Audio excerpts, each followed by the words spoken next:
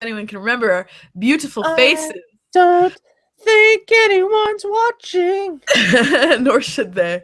All right, let's get this started. Let me pull up a thing here. Okay, all right. If you hit the QA button, you'll like Jacob's already in the chat. Okay. Yeah, it's been a long time since we do this.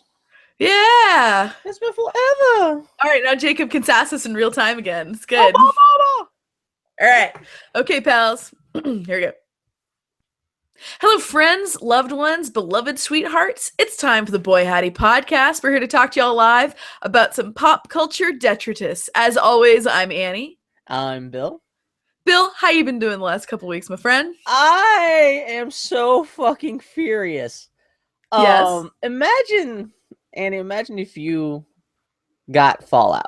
You like Okay. imagine. Okay. Imagine Fallout 4. I imagine I have Fallout every waking day. Imagine Fallout 4 is about to come out. Okay. And you know it's coming out like on a Friday, and you Mhm. specifically set time aside for that weekend. Like, you know, you're just gonna fall out like a motherfucker. Even on that Friday when that game's supposed to arrive from Amazon, you sit down, like you get like special food. You get, like, create a nest for yourself so you can Right. enjoy that to the maximum. That happened to me this week. My most anticipated game of the year, Mario Maker, it came out for everyone else on Friday. Oh no! But for so this is just something that actually didn't just happen to me, but happened to a whole bunch of people too. UPS got their shipments of Mario Maker from Amazon late for a lot of people, and so a lot of people aren't getting their Amazon copies of Mario Maker until like Monday or Tuesday. And now I'm one of those people.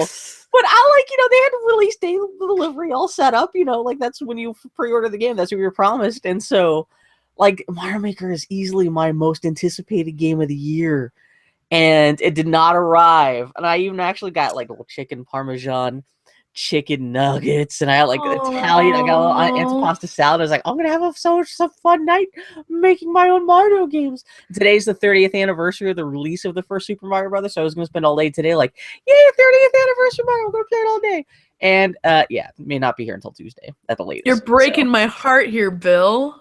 It's still give me plenty of time to play Metal Gear, which is also a great game, but it's not the one big game I wanted that's coming out this fall. So it's not the end of the world. But Bill, that's like me saying, well, my Fallout 4 copy won't come out until after the vacation that I requested off from work, but I can play Mad Max. That's exactly what I'm saying. And Mad Max is, at least it's something to do with your hands so you can not just fidget and not do anything. Yeah. But it's still, it's fucking cold comfort. I know. So, well, you know what? We had something like that happen with Dragon Age, where we were really excited about Inquisition, and for whatever reason, a copy wasn't going to arrive until 2 days after release date. Yeah. So I canceled my fucking order, and I downloaded the digital copy right away. Last night. So did you? So you did not even get? So you didn't double dip though. No. Well, I there was a chance that because it was like one of those cancellation moments where it's so late. Yeah. That they may charge you for it anyway, in which case I was just going to return it, but it all worked out. And well, Mario Maker is a big thing too, because so much of it is like an online component where you want to make stages and share them with other people. And I know people are going to stop playing this after like a week. Not everyone, but like it's going to be, that's the same thing. That's what happens with all kind of creator like gamer created content games, where there's always that first week or two where everyone's like, I'm gonna make the Sistine Chapel in this game, like Little Big Planet or any other game like that. And after 2 or 3 weeks, the only people left are like the super hardcore crazy people and all like the normal people. Especially like this time of year when there's like new games coming out every week, people get distracted very easily. So I was like, I want to be there day one, making stages with it and sharing the stages. And I now if I play the game, even though it's going to be 2-3 days late, it's going to be like, oh, no one's going to play my stages because everyone's already sick and tired of Mario Maker by like Monday. Ooh, boo, boo. Totally rational. Bill, this is a Mario game, and this is also one of only how many other new games are coming out for the Wii U? I'm agreeing with you, but part of me is like, well, by the time it comes on Monday, no one will want to play Mario Maker anymore, and no one will love me, and you're talking about, this is also the same part of my brain that thinks that if I don't create a Mario Maker stage eventually that is good enough to get me elected president of the United States, then somehow I have failed at life. There's some still little kid part of me from like 1985 who is like, who knows that, oh my god, you can make your own Mario stages? Bill, you would be the best Mario artist out there! You know, like, Man, Bill, as you have kept riffing and riffing on that, my brain, my sleepy, cold, addled brain, has been trying to come up with a joke about how your presidential platform would be a floating platform, like in a Mario level. I can't quite land this. But by the end of the episode, I'll figure it out. I would trump out, and my platform would be to make it so that new Goombas are allowed back in the Mushroom Kingdom. No turtles, no Koopas. Every time they show up, they just turn people into bricks and plants, and that's fucking us up as a country, as a kingdom. That's a really good joke, Bill. Bill, I'm so sorry. That really, truly sucks, my friend. Why does the Mushroom Kingdom not take the war to the Koopa people? They keep on invading and fucking them up. I'm assuming they share a border, and it's not like, yeah. That is way too aggro a concept for a Nintendo game. It's kind of like a metaphor for fucked up immigration, where you got all these immigrants coming in. Okay, we need to stop with this line of reasoning because it's actually making me actively uncomfortable. So, I'm just saying. If Bill, was a giant Mexican who kidnapped the president's daughter. If you just need to cancel that and then reorder it using Amazon's goddamn 1-hour delivery. Holy shit. I mean, that's literally what I didn't even think the 1-hour delivery exists, bro. It's in Portland now. I didn't even think about that. That's entirely a possibility, but shit. You can check. Anyway, yeah. You know what? Bill, do it right now. Bill, pause, because then perhaps in the yes, go look. Take your headphones off. I'm going to take care of it.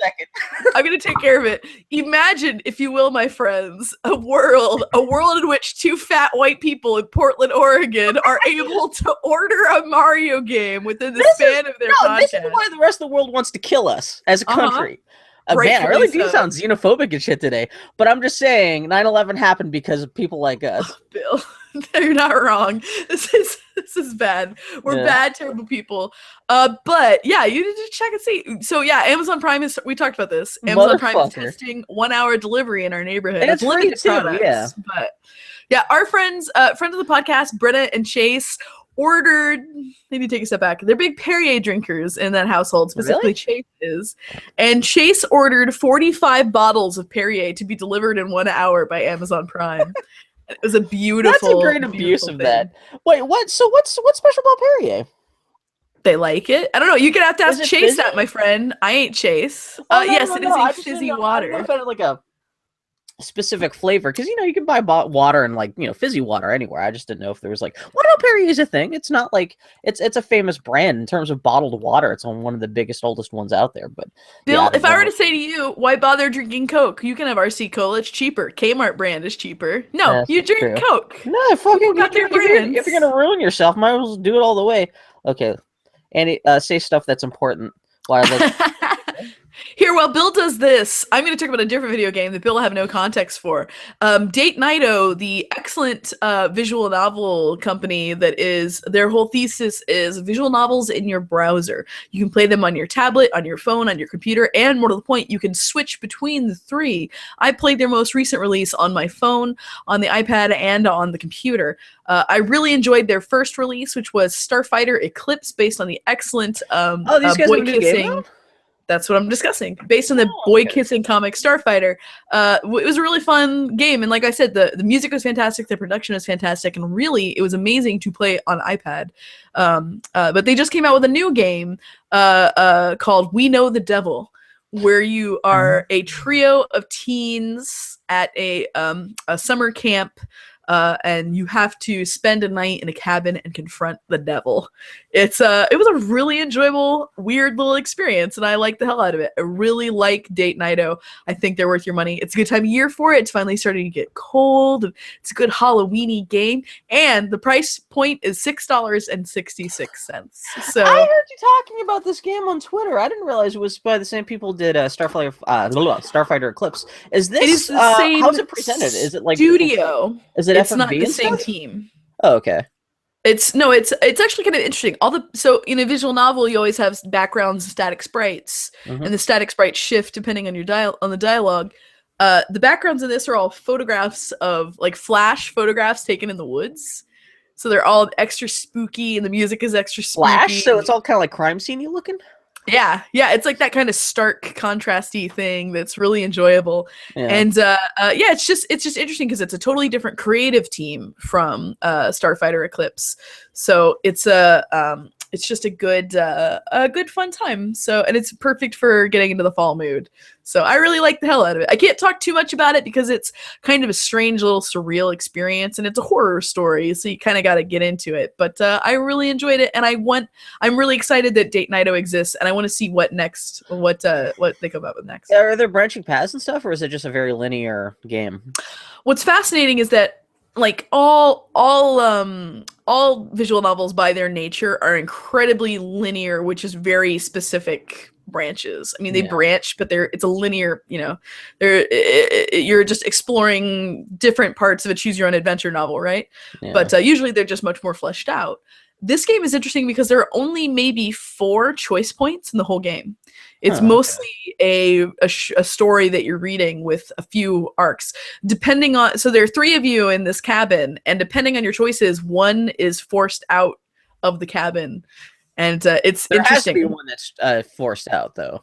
Yeah, what I really enjoy this in this game from a kind of design perspective is usually in visual novels you the player are a character, and usually an unnamed character, and or you get to name yourself and you're interacting with the world, whereas in this game the narrator is just kind of an amorphous we. And the we shifts depends on who's the focus of the scene, and you can choose to basically choose 2 characters to highlight in any given scene. So it's not so much like usually in visual novels it's like I am a character and I am pursuing this character. In this game there are this group of 3, and at any point you can choose to shift the focus on any 2 of them, and depending on those focus shifts it alters the narrative, and it's a clever variation on the visual novel sort of tropes that I really enjoyed. How long is the game? Took Foley and I maybe about an hour and a half to beat the first path. There are 3 paths and then a bonus 4th path, which I'm looking forward to. The world that it's set in is kind of a surreal and unsettling one, and I'm just really play like while sitting around the computer.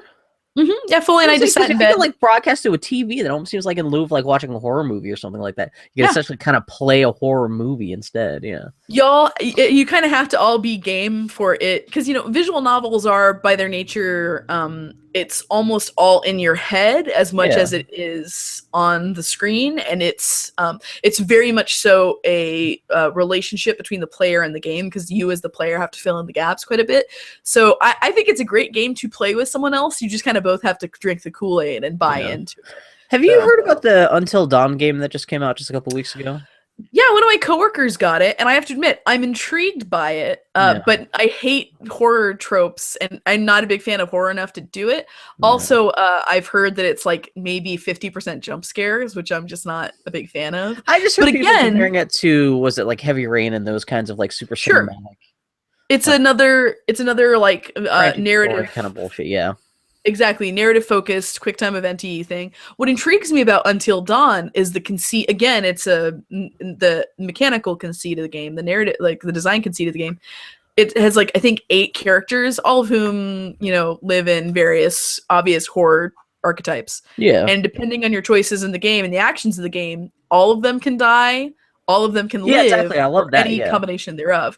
That to me sounds fascinating, and it's very visual novel-y. Yeah, someone who grew up watching lots of terrible horror movies that this game is obviously inspired by, wherever like all the teen kids in the wood getting killed off. That sounds like a very at least an interesting and like for a game that was on no one's radar, everyone seems to be freaking out about it quite a bit. So I might get it used. I would want to play. Here's the context in which I want to play Until Dawn. I want to be pleasantly drunk, and I will say on beer to clarify. I want to be pleasantly drunk on beer with friends who are much more drunk than I am, shouting at me as I play. Yeah, that's a good party game. That'd be my perfect way to play Until Dawn. Unless you're really up for like a very specific, like unless you really want to be scared. Horror games, movies, all that kind of stuff, usually best enjoyed with like a bunch of friends who are like loud and rambunctious and like it's horror stuff can be very social. Yeah. And so that seems to be like an ideal situation to ingest a game like that. So Bill, you keep talking to me. Have you ordered Mario Maker on Amazon Prime? No, hour? I looked up. They have like Super Mario Wii. Oh. They have new Super Mario Brothers Wii. They have everything. Yeah. I think it is one of those things where like Sure. we'll get stuff to you like, in an hour or less, but it has to be a couple years old in terms of like video game software. Well, I'm sure it's just not in that fulfillment center. Although if you do want a PlayStation 4 delivered to your house in less than an hour, yep. There you go. Did you see Leland? He pulled the trigger on a Wii U last night because of Super God Mario bless Maker. him. Of course. He was really he doesn't make a lot of money, and he was really torn. He's been spending months like wringing his hands between getting a Wii U just for Mario Maker or getting a PlayStation 4 so you can play Star Wars Battlefront later on this year. And I kept on telling him I'm going to get both, so you can always come over to my place and check that shit out. Yeah, but Mario Maker is not a game you check out, Bill. Mario Maker is a game you sit down and you spend maybe a couple of weeks. That's what I'm saying. It's the secret garden. And I spent all day yesterday waiting for the doors to open up to the secret garden. And then a little balloon floated down from the sky with a note saying, "Wait till Tuesday, maybe." Well, everyone else is already having fun in the secret garden. So by the time you show up, everyone will be all orgied out in the secret garden, and you're just left like eating like Fruity Pebbles with your bare hands at the party. What you're saying is everyone else got the golden ticket, and you're standing outside the Wonka factory. Yeah, and that fat kid's gonna eat all the chocolate out of the river, so I can't even use the boat. Fucking A. Oh, Bill, I'm so sorry about Mario. I'd like to play until down in October because it's all Halloweeny. I'm looking to see what games come up. Man, everything comes out in October though. Wasteland 2, Yoshi, Assassin's Creed, Uncharted Collection. Shit. Yeah, last night I was pruning my pre-orders. All I have for pre-orders for the rest of the year are I'm gonna get the Uncharted Collection because I can't not. Yeah. I'm gonna get Assassin's Creed Syndicate because we're both and I'm gonna idiots. get Fallout. Yeah. I decided not to do. Are you getting Tomb Raider? Depends on reviews. I mean, I like the first one. Yeah. And I really enjoyed it, but I just can't justify buying a game on the same day that Fallout 4 comes out. Well, also with the Uncharted Collection coming out just like 2 or 3 weeks earlier, I might just be like kind of Uncharted out by the time that game comes out. And also, if I wait like 2 weeks, it'll probably be half price on a Black Friday sale anyway. So I'll probably That's a good point. It'd be nice to. I don't have anything to play on my Xbox One, and so it would almost be good excuse to fire that up.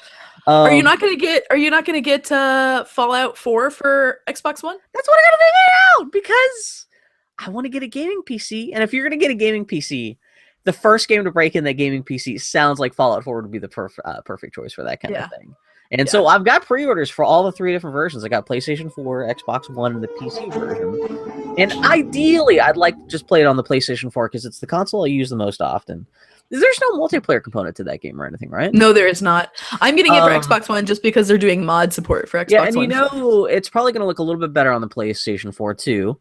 And, but yeah, the mods sound interesting. But if I'm going to worry about mods, I might as well just say fuck it and use that as an excuse to get a gaming PC.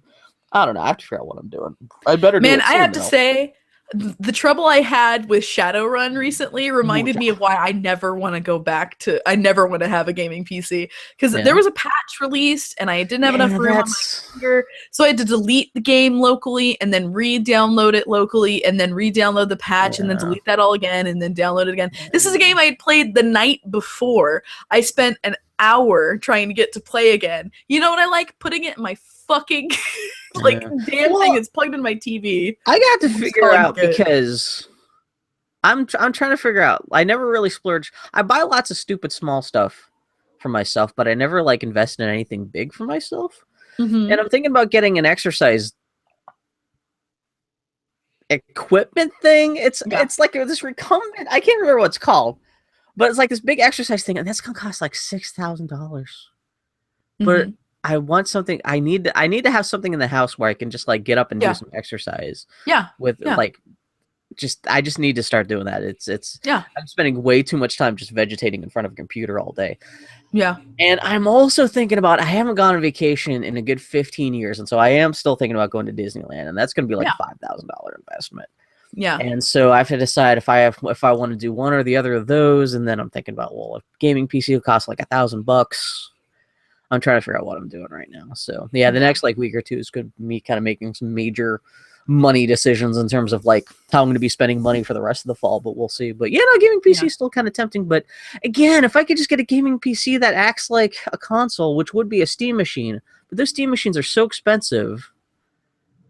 I don't know. Well, here's the thing, dude. Once you have a gaming PC, then you just get the Steam Link or whatever it's called and push it to your TV. No, or definitely everything I would play would still be. I wouldn't even buy a new computer monitor. I would whatever I buy it would be whatever HDMI I can connect to my TV. Yeah, exactly.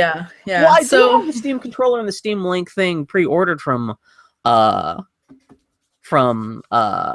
anyway. So that shit is arriving in a couple weeks anyway. So that might be the excuse to actually invest in something, some kind of PC something or other. So yeah. I don't know.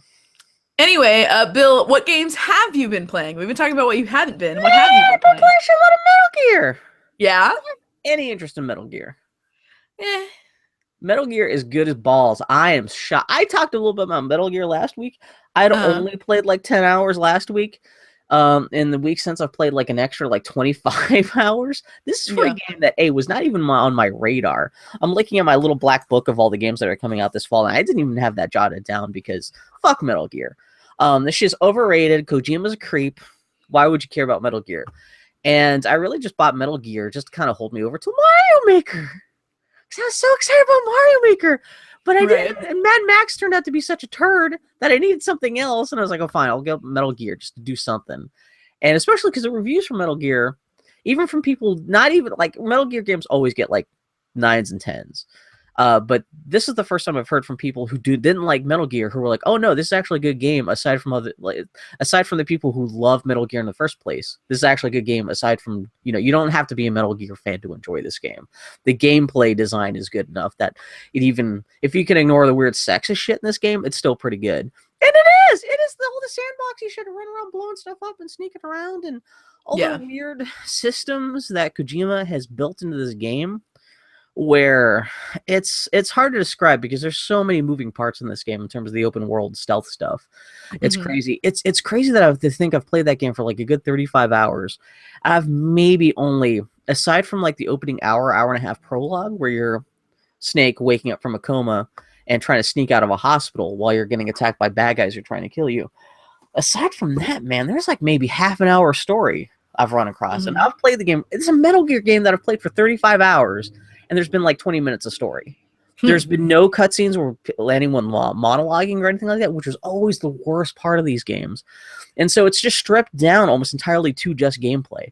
Just going out in missions in this, and you either run around in Afghanistan or you're running around in a theater in Africa.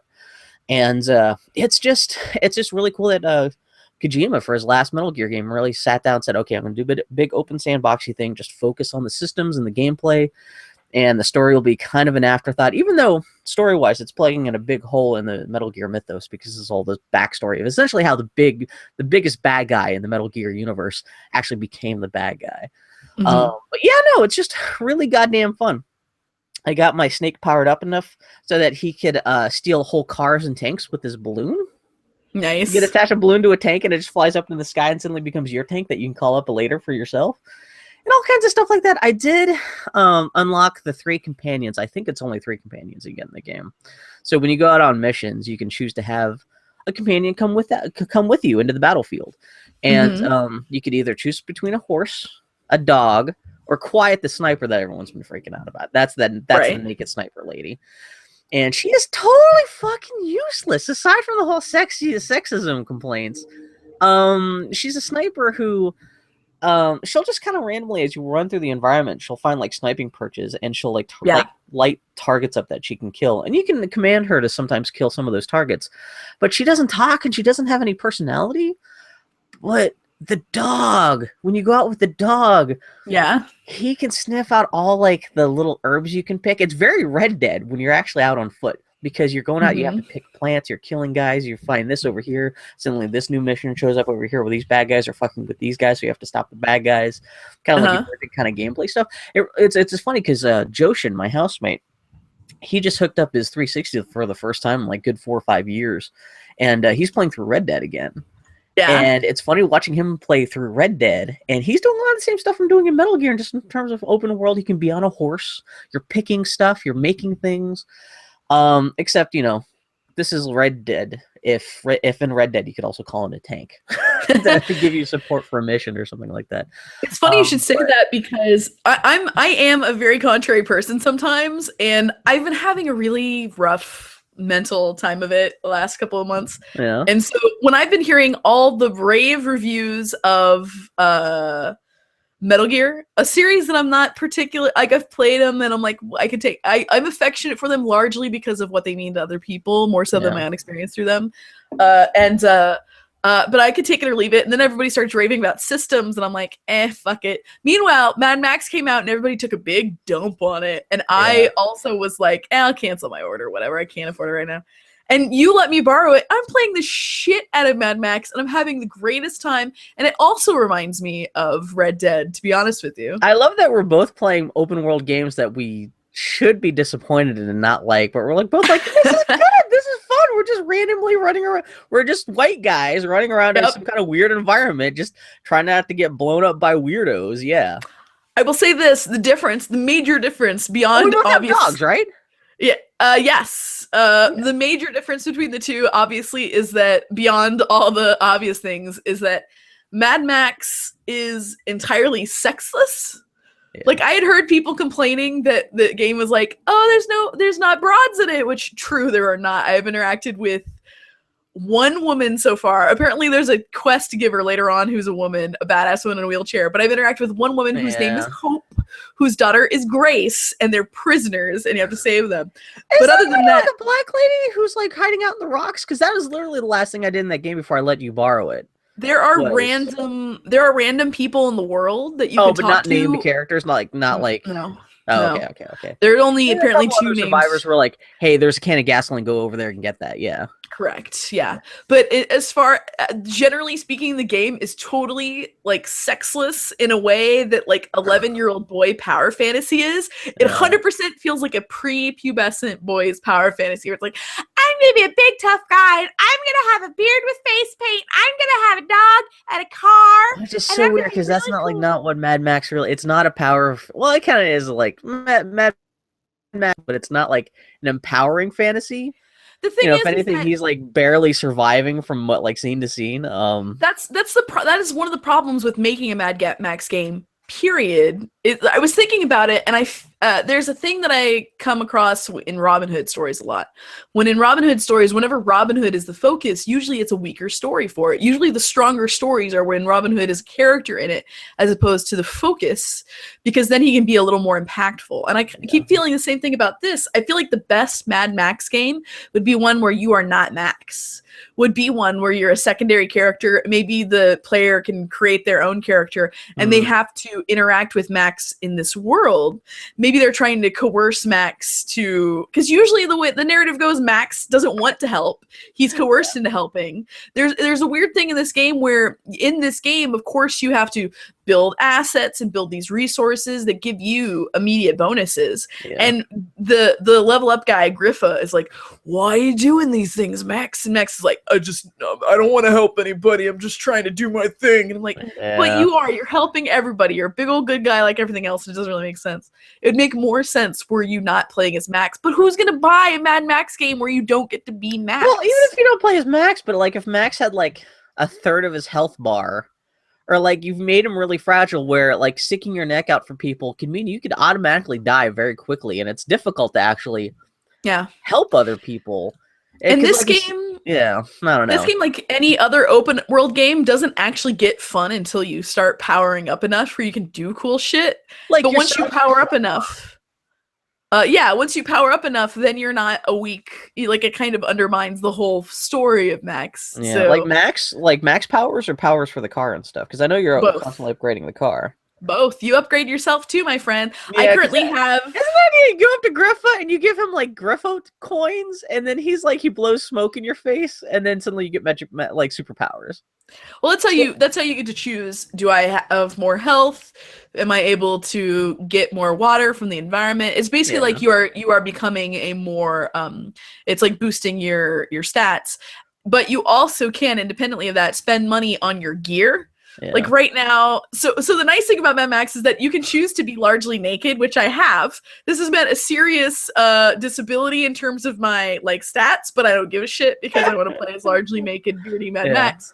That's my power fantasy. And and I've got like these ridiculous knuckle dusters. Like I've got all this shit on my hands that makes them all ripped, and like I got these arm thingies that got like spanners sticking out my knuckles, so my punches are even worse. It's my terrible Australian impression. That's actually pretty good Australian accent compared to what I could do. Shit. it's more Kiwi.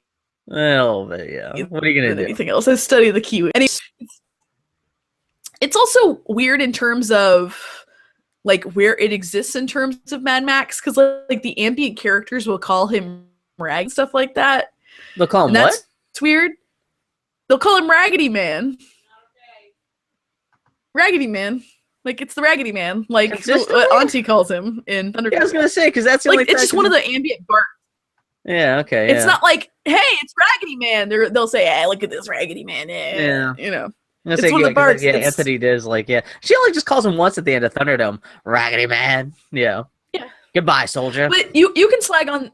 It's really easy to slag on this game for what it's not. When what it is cool. Like it's very clear that what they wanted to do was make a beautiful wasteland.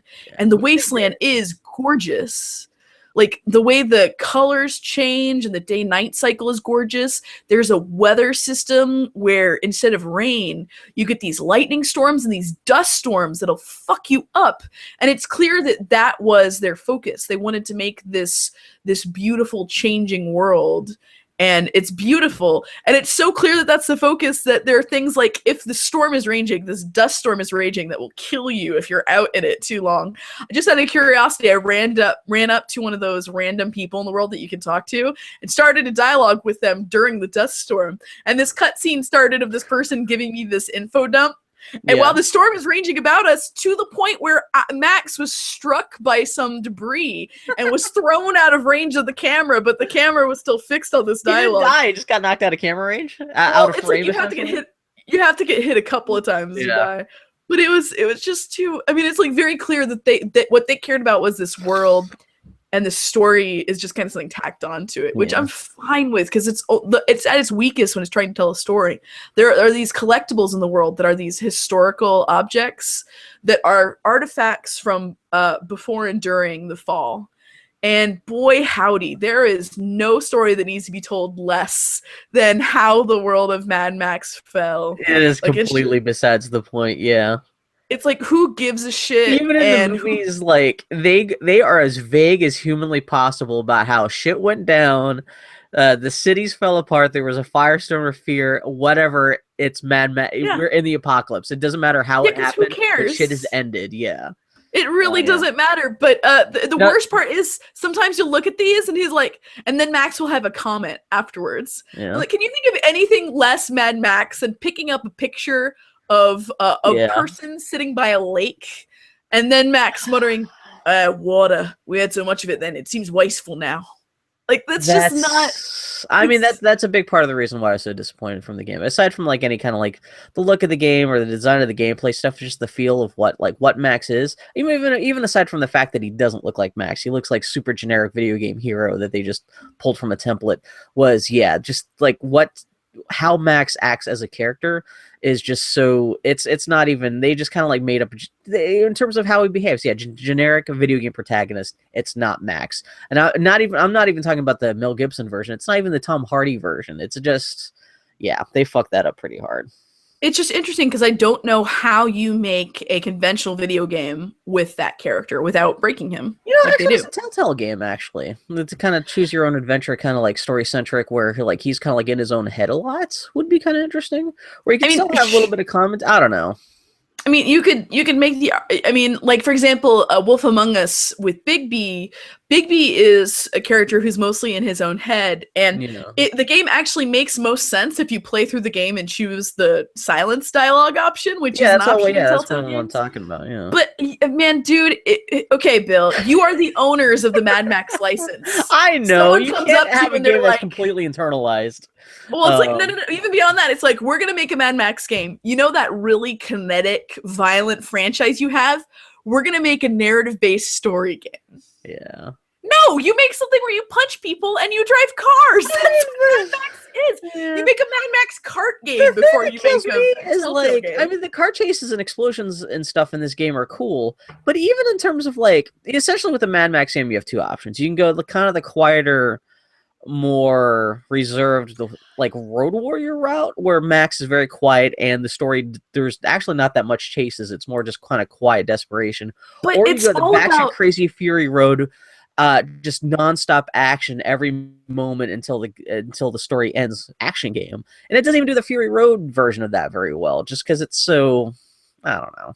I will say this: no one likes Mad Max for the story. That is not why anyone goes to Mad Max. Mad Max for the tone, though. That's I don't know if that's what other people like, but it's yeah. Well, there are barely any stories in that world, but it's all about the tone. Exactly. And this So is you what they can't make it- fucks up the worst. And also, granted, it's also the hardest thing to carry over in a video game. That's what I'm about to say. It's like Yeah. if you make a story-based game, you're missing the heart of Mad Max.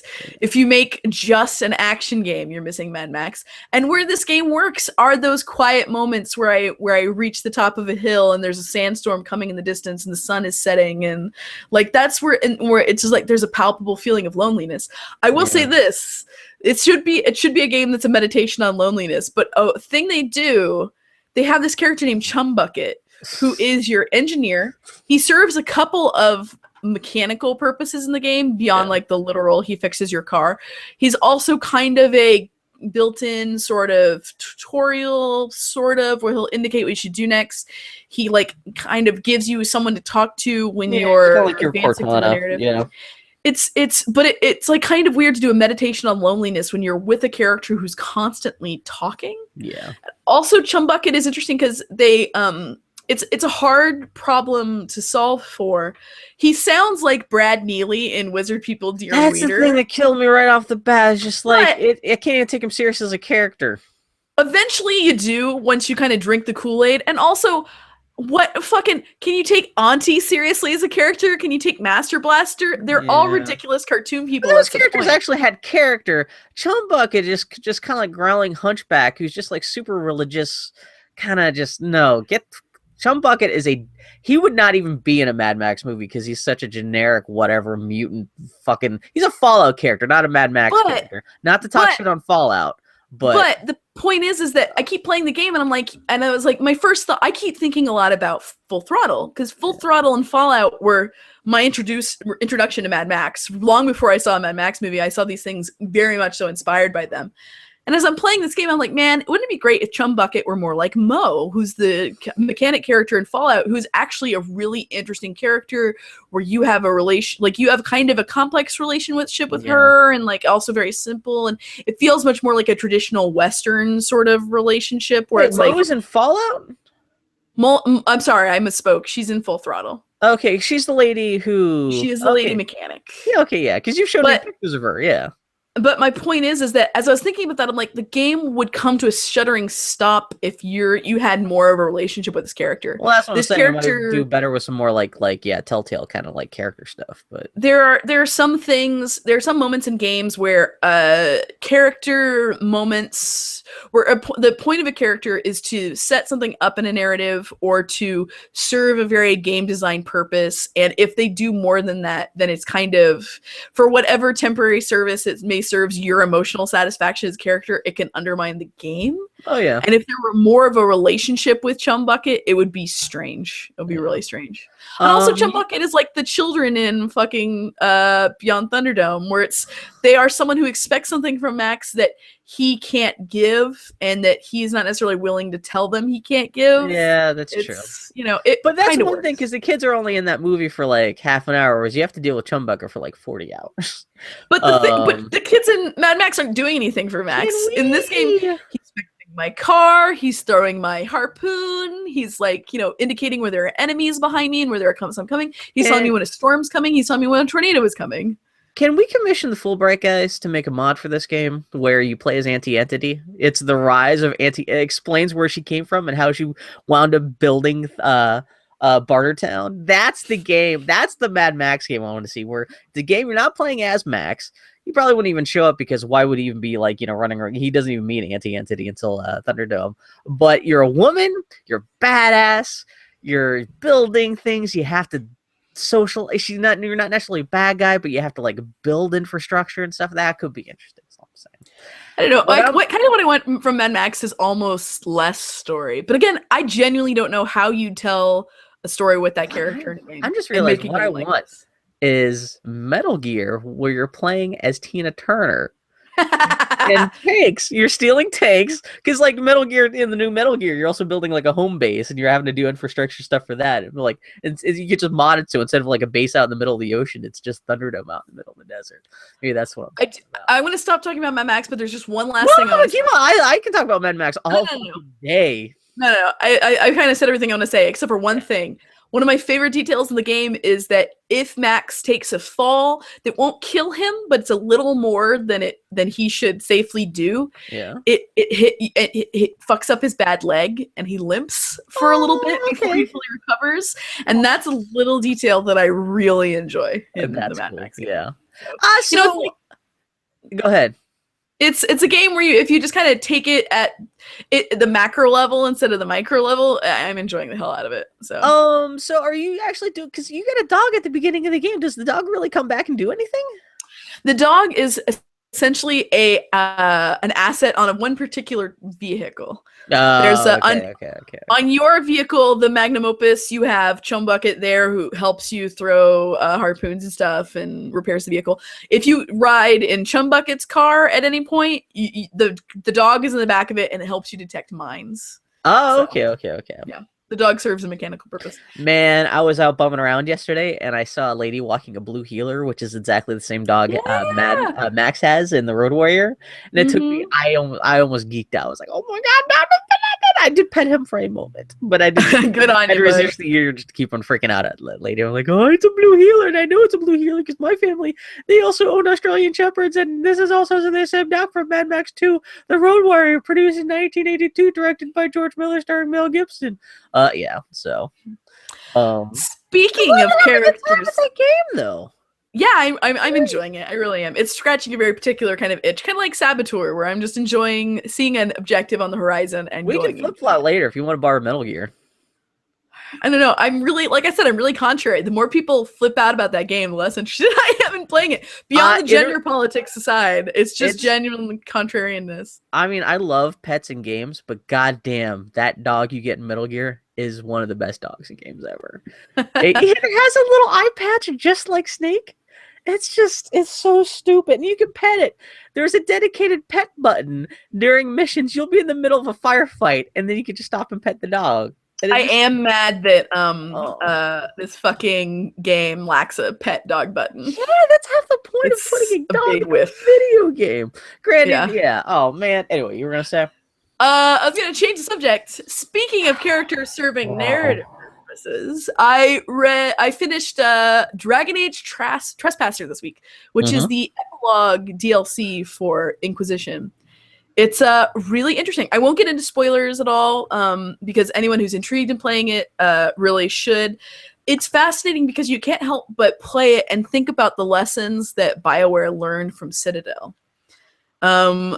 Because the end of Inquisition is kind of a big, like, it's like a moment where it's like your last party and everybody chills out. Like, see the end of the game.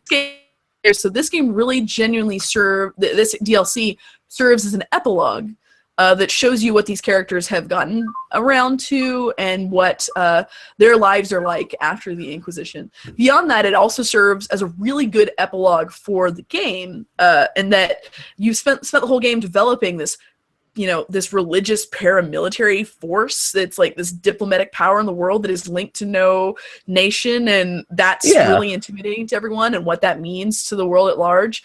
And also they I can't help but believe in the way the final DLC for Dragon Age 2 set up Corypheus, set up the big bad in Dragon Age Inquisition. This is very clearly setting up the conflicts for the next Dragon Age game, which I'm enormously excited for. It seems like, from what they've implied, and this isn't terribly spoilerly because it's in the trailer, you get an initial attack from the Qunari. Finally, the South has acted in such a way that the Qunari can no longer ignore it. And the Qunari are earnest, it's a faction, but there's a more earnest part of the Qunari conflict that's come to the fore. One of the like ambient stories in the Dragon Age world is that the continent to the north, where the Tevinter Imperium and the Qunari nation, you mentioned this last week. Yeah, you were hoping this would become a thing in this DLC. Yeah. They're always warring, and this kind of brought more of that war to focus, and it makes me really excited that the next game, the way the DLC ends, makes it very clear that that conflict is going to be the core of the next game. And beyond that, an additional conflict that this DLC kind of develops and explores, and this DLC serves does a really good job of giving you a sense of closure for all your characters, and true closure. Because my problem with the Citadel DLC was that for Mass Effect 3, as much as I enjoyed more times with my friends, that wasn't what I needed. I wanted to know what would happen to them, because the stakes in Mass Effect were what they were, but at the end of the day, the only consequences I cared about was how it directly impacted my friends. If these things happen in such a way that are inherently poisonous to the people I love, that's what I give a shit about. And this did an excellent job of kind of tying up all those narratives with a bow. The one thing that sucked, though, and I'm sorry, this is now fully a rant, but I will be brief. The one thing that sucked was that my canon Inquisitor, Geraldo, the Herald of Andraste, is in love with Dorian. And the epilogue for Dorian is so not real romantic closure. Because it's very clear that the primary purpose of that dialogue with Dorian, that kind of epilogue conversation with Dorian, is to set him up as a prominent NPC in the next game, because he's going back to Tevinter, and you know this from finishing the game. He's going to Tevinter, and he has to deal with that there, and he's going to attempt to reform it from within. So you've romanced him this whole time, and you have this conversation with him where he's like, I gotta go. Which he essentially said at the end of the actual game. He's like, I got a small amount of power. I got to go do my thing. Goodbye. And when you're like, rightfully, what about us? He gives you a crystal that you can talk through and says, don't worry, we'll Skype. It's fine. See you later, sweetheart. Gives you a smooch. That's it. That's the end of your romance. And I'm playing this with like tears on my face, and I've been thinking of fan fiction all week. Because like I want Geraldo to be mad. I want to have maybe a breakup. Like this is like you're going off to college, but we'll do long distance thing. It'll be fine. And so many of the other romance arcs, because those characters' stories are kind of done, are really grand, sweeping romantic things. Like there are real. It's not like the semi-tragic. And so they wanked each other off through Skype for the rest of eternity. Like, it's just, Dragon Age. I love Dragon Age. When's the next one? Mama's hungry, in summation.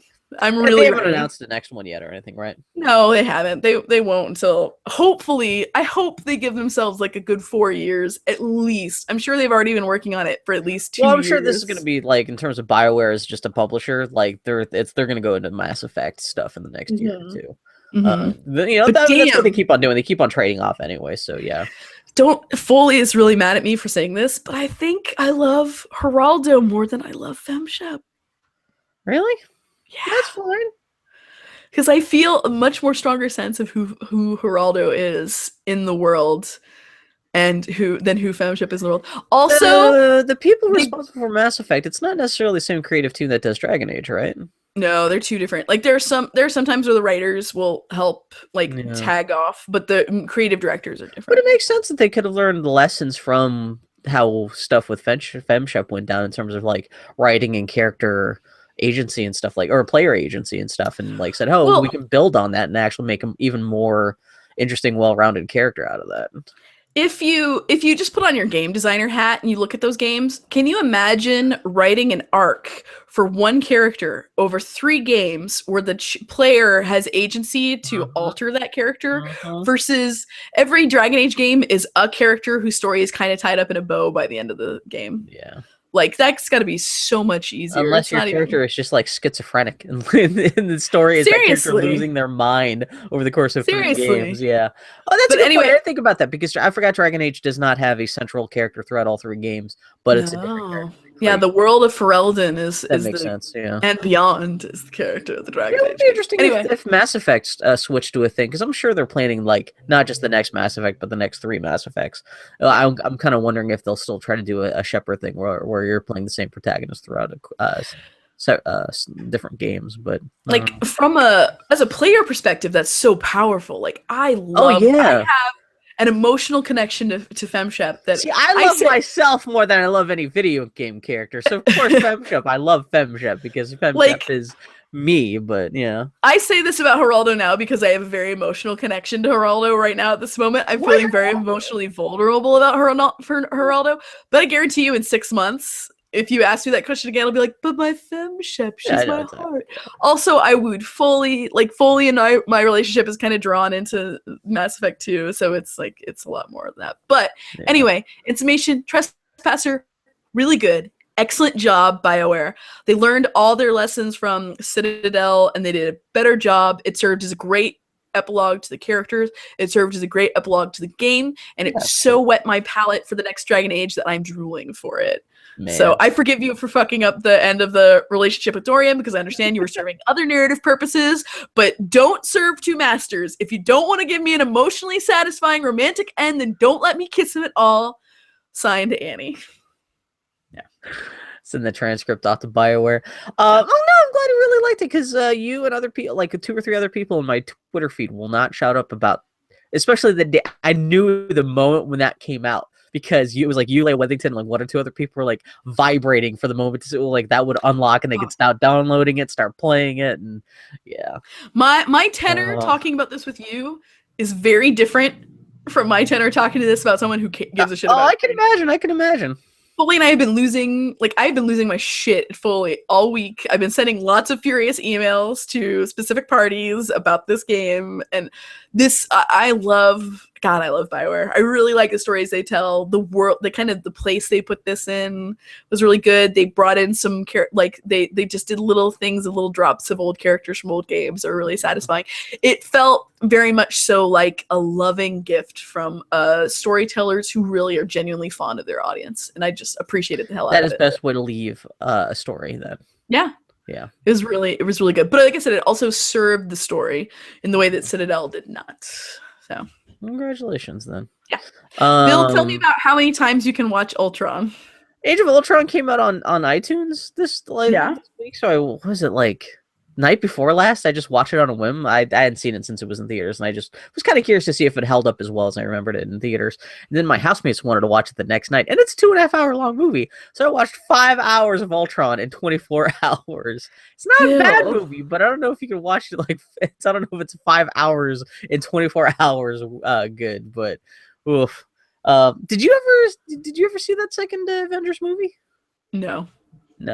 Did you see the first one? Yeah. Oh, okay. You don't care about the Avenger stuff? No. Okay, it's fine. Everyone hates this new Avengers movie. Everyone talks about how much worse it is the first one.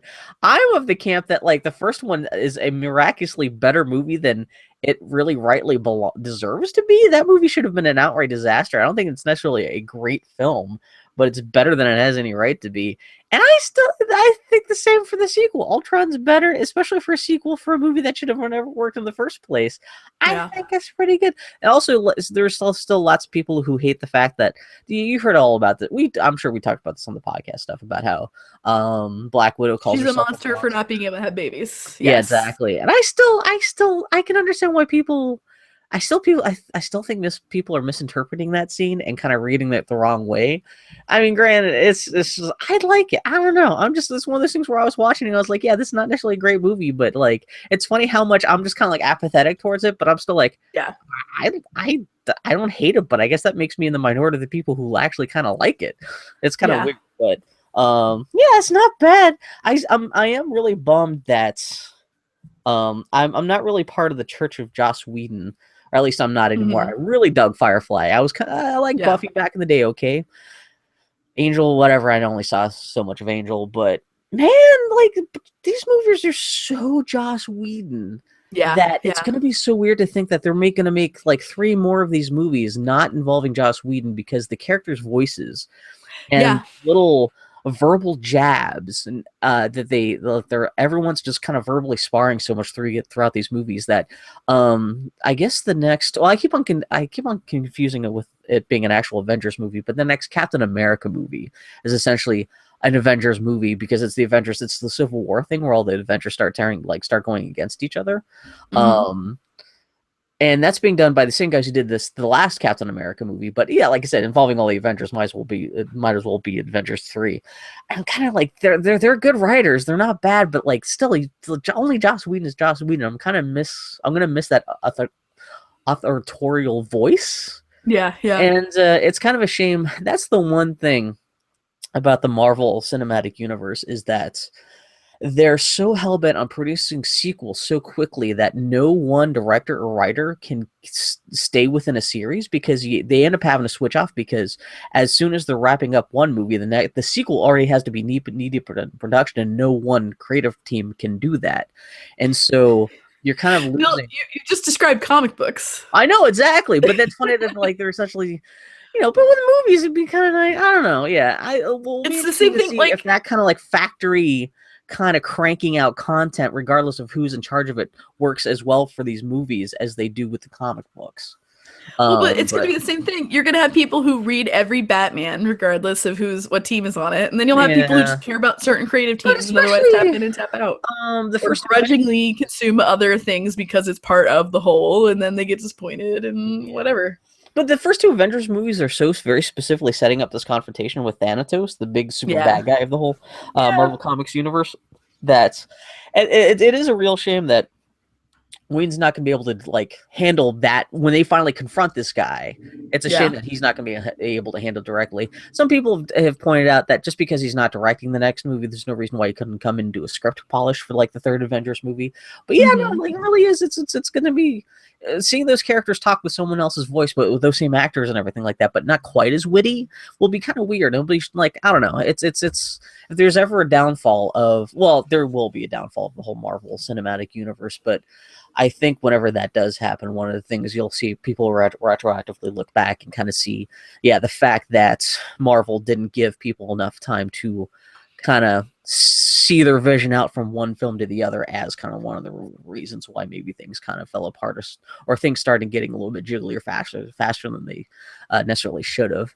I don't know, so whatever. But I can't imagine being a creator and being asked to make a movie that will fit into a larger context of other movies. It just sounds like a nightmare to me. Well, especially like someone Joss Whedon, you're not just being asked to do one movie, but you're being asked to do a series of movies that have to plug in. And not even plug in, but be the centerpiece. It essentially has to be the receptacle. And it's essentially the river that's feeding the tributaries of all these other stories too. So you're not just like writing one story, but you're also having to like tie in little bits and pieces of like literally a dozen other stories at the same time.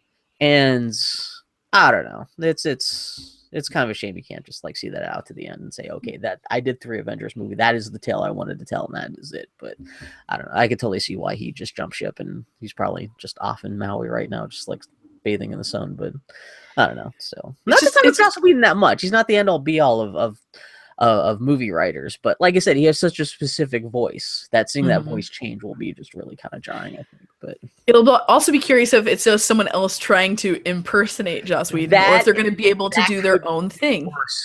Because Joss Whedon himself can be pretty insufferable sometimes. And the only thing that can be more insufferable than Joss Whedon is someone trying to write like Joss Whedon. It's like Aaron Sorkin, or the only thing Exactly. worse than Those Aaron two guys Sorkin are is on the someone doing exact an Aaron same Sorkin level. Yeah. impression. Although if they brought an Aaron Sorkin to write an Aaron. Nope, stop. I'm officially done talking about Marvel. Hey, Bill, did you see the new episode of Steven Universe? No, it was terrible. I hated every minute of it. I just watched it and going, Connie's mom, get the hell off my TV. What's wrong with you? Guys, did you know that Steven Universe is really good and you should watch it? Did you see it? I did. It's really good. I just like the fact that Connie came out to her mom. Yeah, it was a really good for episode. Steven Universe. Yeah, it was really, really sweet that they finally dealt with the fact that Connie's been hiding from her parents, and the way her mom reacted was really great. Yeah, I was kind of dreading, not specifically this episode, but it was something they're going to have to address eventually. And I was kind of dreading, like, yeah, I thought they might do something where her parents really push back against her being with Steven and doing all this gem stuff. And it might force her to like leave her family or some kind of dramatic stuff. And I really am glad that her mom was ultimately accepting. She still doesn't know about Stevani though, but there's a lot she doesn't know. There's a lot she doesn't know, but it's cool. Like, that it's always sweet when you have a thing where it's like a child coming out to a parent and they say, okay. It was interesting timing because Foley and I just caught up with the half season finale of Teen Wolf last night too. Jesus. And Teen Wolf is a dumb show, but I really like it. It is so the modern day Buffy in every way, good and ill. There was a fight scene that felt like it was just the modern, slightly gussied up version of a fight scene from Buffy back in the day. But there's a big thing where Teen Wolf Alpha, our main Teen Wolf guy, Scott, has his mom knows that he's a werewolf and knows about all this, and there's a really great moment with his mom last night, and I was like, yeah, I know it's like now it's like a thing, like the parents who are aware and are supportive of it, but it still feels good every time. We're like, yeah, your mom loves you. Yeah, it feels real good. Feels real good every time. I like cool parents. Yeah, cool parents in media is always nice to see, especially when you're dealing with characters hiding stuff and things like that. It's a type of escapism. It's always kind of sometimes. It's which is kind of nice because there have always been moments where it's like you're like when you're a kid and you're afraid of sharing something, and like I know it can be kind of a trope that's overused, but God, it feels good. It feels cathartic every time. Yeah, that's like the episode of Steven Universe. I was actually getting really aggravated because her mom was being so oblivious and so. Like, there's this whole thing where the characters are being attacked by monsters, and Connie and Steven can help defend themselves with this sword that Connie's mom is keeping from the kids. It almost got to the point where I was like, why don't you just knock the mom out and get the sword? If it saves your lives, it's better to, like, save your lives and have to, like, physically have to, subdue the mom if it means you guys are still alive to talk about it afterwards. But yeah, she finally does kind of give up the sword and everything like that. But yeah, at a certain point, I was starting to get getting anxious, legitimately anxious. Yeah. Like, how do you get out of this? And not like exactly, which is good. Knock out the mom, but yeah, it was good tension, and that anxiety paired well with kind of like the Silent Hill sort of hospital vibe they were going for. Totally does explain why the hospital is completely empty and that dark and everything like that. A working hospital, but. It's tone. It's a show about alien gems from space. I know. Space queers. The fact that the mom doesn't recognize like this giant gelatinous space monster isn't just a sick human. Oh my God, Bill. And with that, we're going to take a little break. And we'll be back in a second and do the Geek Week interview. How does that sound? Okay, good lead out. Oh, we're just going to book. Fuck it. We'll be back. Okay, 104. All right, pal, give me just a second. I gotta run to the bathroom. Okay, me too. Hey, Orange. Where's my cutie wife?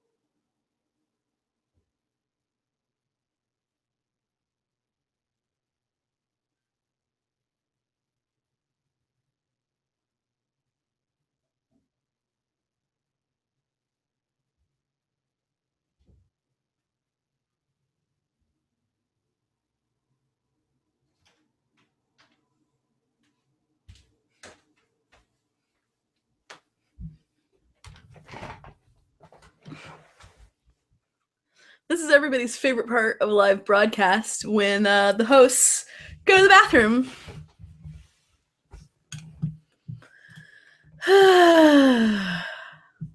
I've smooched my wife. I have pet my cat. I have had a drink of water. I'm ready to beat to frown and Bill some more.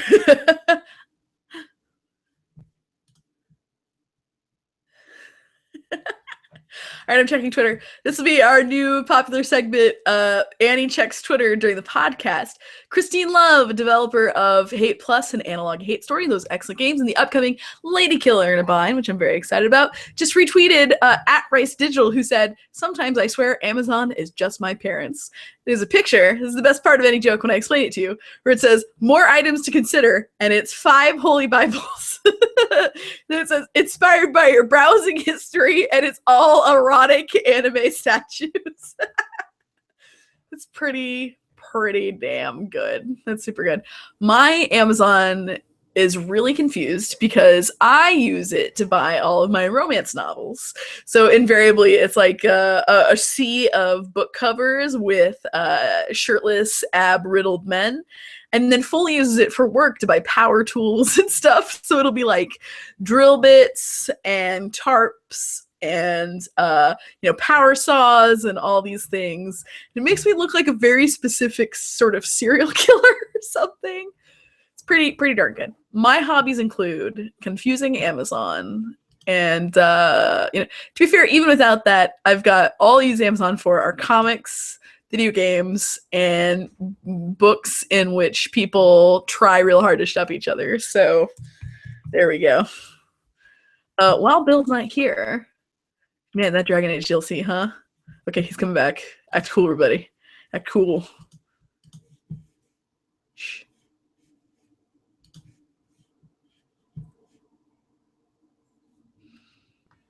Hello, Bill. Have you ever heard the story that in old toilets, it was really hard in old not even toilets, but like piss pots and stuff. And when they were porcelain, and if you pissed in a particular place, it wouldn't splash. So they would put a bee in that spot as something for dudes to aim for. And the Latin word for bee is apis, A-P-I-S, which is why we call it pissing. Have you ever heard this story? No, where'd you hear this from? I don't even know. It's one of those things that I'm sure is an urban legend. Here, that sounds like an urban legend, but it sounds like a pretty. I think even to this day, like urinals in men's shops will sometimes have like a little spot you're supposed to pee at, so you like it creates like the minimum amount of mess. Yeah, I mean that might actually go back to the pee part. The B part is true. Yeah. I'm not sure about the origin of the word piss, though.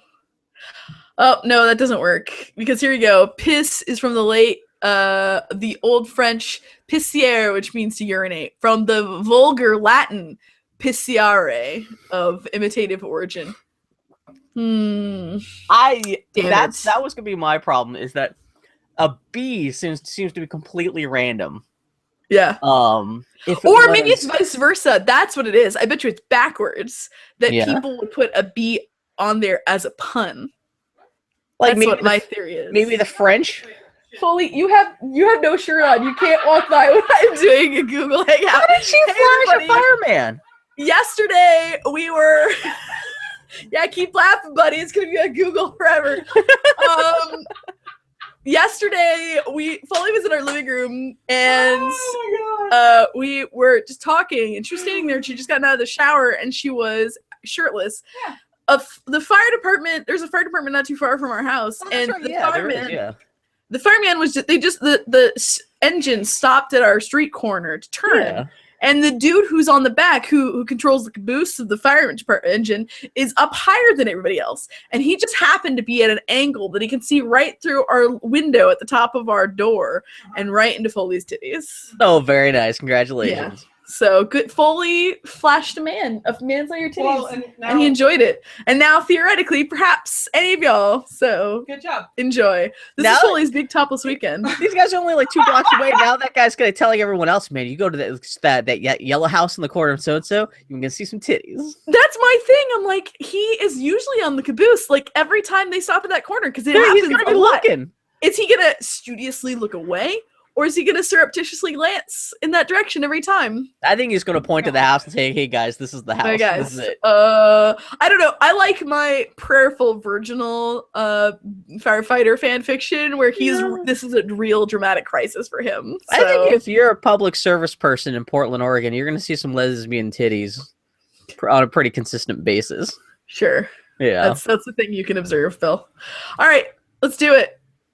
Hey everybody, it's time for the Geek Week in Review. This is the time where we review the news in the week that was.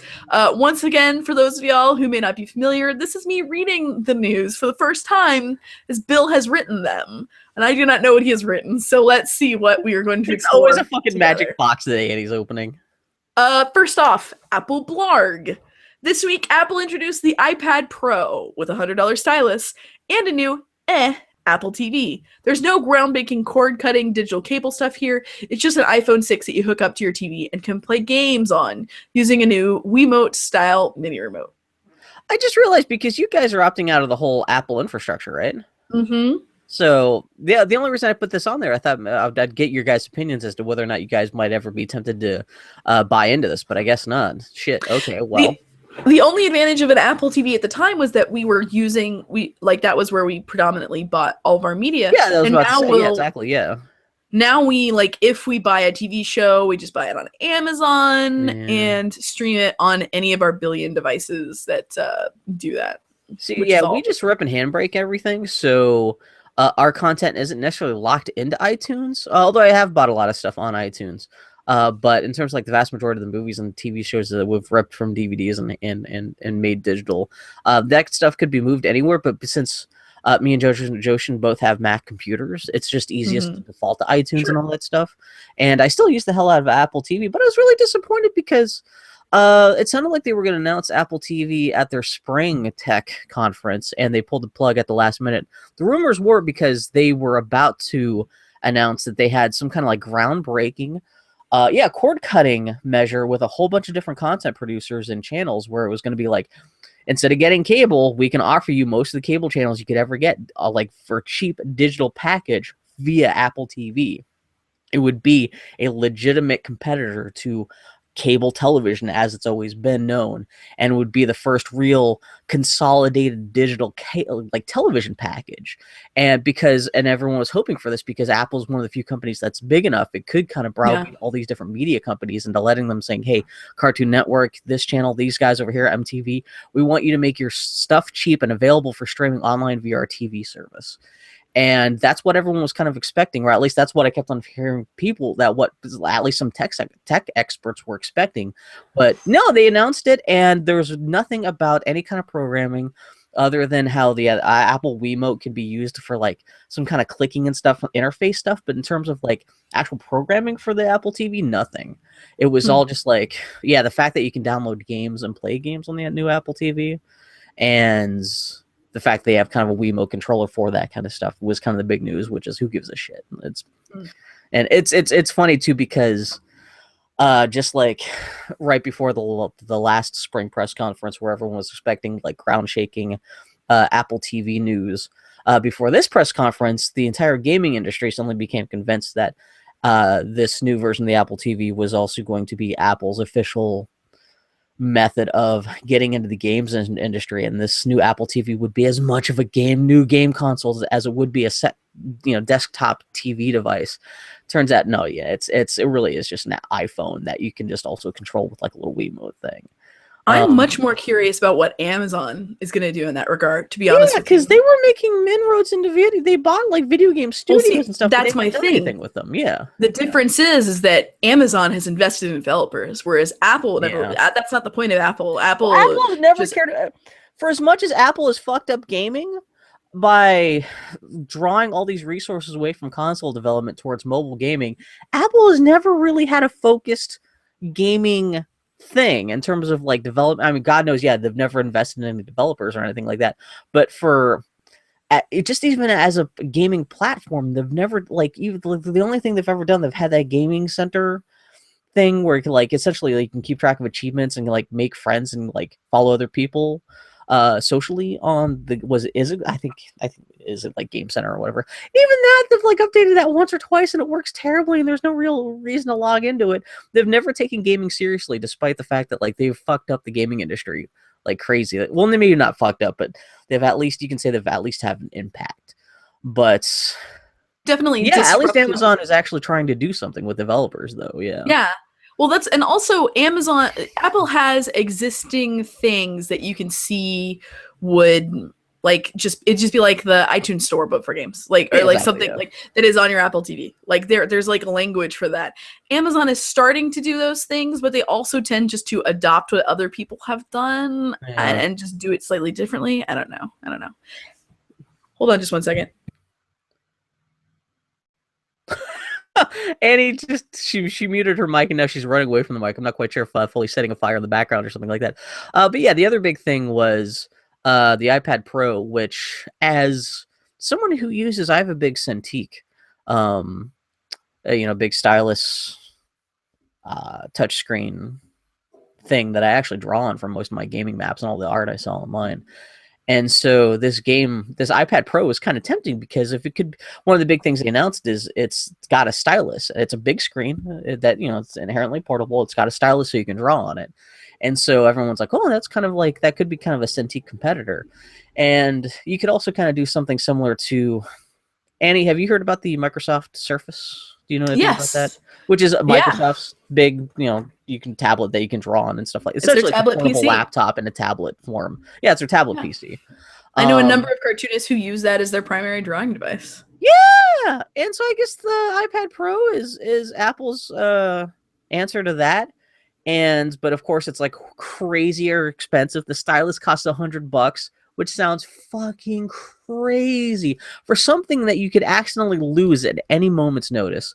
Leave in your pocket to get run through the wash. To charge $100 for that is fucking nuts. Granted, styluses for Cintiqs and Wacoms can be expensive. I think the stylus for my giant Cintiq that I've got is like $70, but that is a big giant pen that you're not taking out with you. That's going to get lost on the bus or like run through the wash or anything like that. The Apple thing, it's such a little plastic pencil that they're charging $100 for. I'm sure there's kind of crazy technology in there.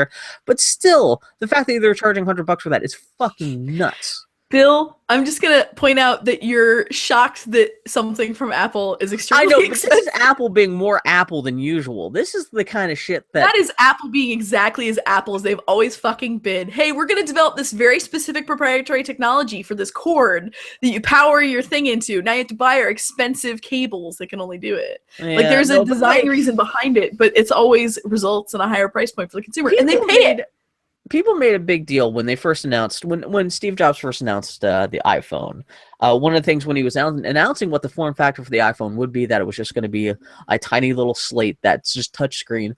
One of the things when he announced it, he was like, well, of course, when we were talking about having a touchscreen phone, everyone was like, well, you need a stylus for this. And he was like, no, we're not going to have a stylus. Stylus, it's besides the point. It's something you can lose. You don't want a stylus, use your finger. It's just overcomplicating things. You just make it as simple as possible. Fast forward like 7 or 8 years, here we are. Oh, okay, now we're back to styluses again. It seems like Apple's sliding back in terms of like overcomplicating shit. Aside from the fact that they have so much tech on the market now anyway, and the fact that this iPad Pro that they announced like it comes with this keyboard, and essentially it's a makeshift laptop anyway. The size of the screen is essentially if you took the screen off a MacBook Pro, ripped it off and made the interface a touchscreen rather than the keyboard thing. But then they're still like a $200, $250 keyboard that you can buy for it. So you essentially essentially just took the MacBook Pro, broke it up into pieces so you can sell it back to the Apple people in parts for more expensive than it would cost just to buy a MacBook Pro. Even though it's supposed to be like the super simple slate that doesn't need a keyboard, need a stylus, but if there's essentially kind of turned, I don't know, it's this real backwards kind of way of thinking that. This is this is the first time where Steve Jobs not being in charge of the company is starting to become apparent, where I'm like, I don't think Steve Jobs would have been down for how overcomplicated all this shit is becoming. And especially if they're charging so much for all these individual pieces. It just sounds crazy. At least the iPhone is just the iPhone by itself. It's just one piece, but I don't know. I'm sorry, go ahead. I love the iPad, but every time I use it, I'm like, damn, I wish this just had a keyboard.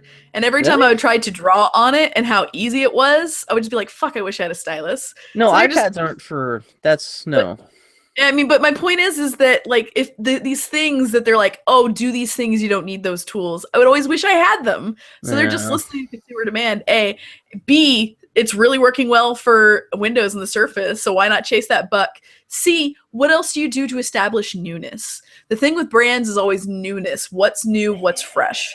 It's form factor, its size, and it's also how you interact with it. Because the iPad thing I can touch, oh, I can touch it to varying degrees, whatever. I've been stroking my tablet for years, man.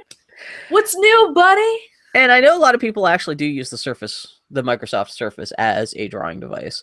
Yeah. This one that has killed me is like in the fucking hype video for this video for the iPad Pro. They show someone drawing on it, and you can see this is the best possible footage they could have captured with this thing. It's super laggy. They show someone drawing with it, and like the line couldn't keep up with the stylus, and that's someone drawing very slowly and surely. I'm like, that's technically, yes, you could draw with that, but that's not going to be anything remotely replicating what I'm assuming you can do with a Surface. It's damn sure not anything remotely close to what a Cintiq or a Wacom can do. Well, that's the thing. $1,000 thing where one of their big things is, hey, you can draw on it.